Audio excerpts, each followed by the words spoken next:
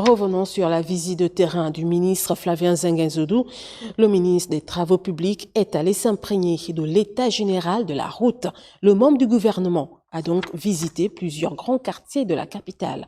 On se l'a avec Cyril Bertrand Galécourt, Michel John Boudéan.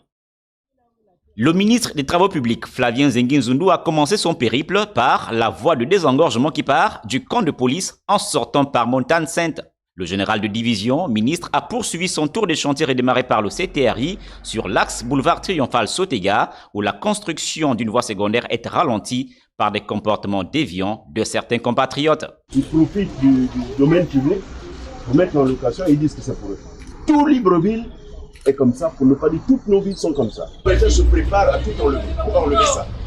Partageant la même vision que le président de la transition, dont le souci permanent est de voir les usagers du boulevard Triomphal rouler sur une voie sans eau de ruissellement, le général est clair avec l'entreprise adjudicataire des travaux. Nous avons donc instruit l'entreprise Sokoba pour trouver les solutions afin d'assécher la chaussée. Et une fois que nous serons parvenus à assécher la chaussée, nous allons mettre en œuvre une couche de béton bitumineux afin que l'uni à ce niveau-là soit retrouvé. Tout au long du boulevard, le membre du gouvernement a pu constater les manquements et interpeller les uns et les autres sur la qualité des travaux, comme ici à Awenje, où les travaux sont réalisés en béton armé pour éviter l'infiltration des eaux sur la chaussée.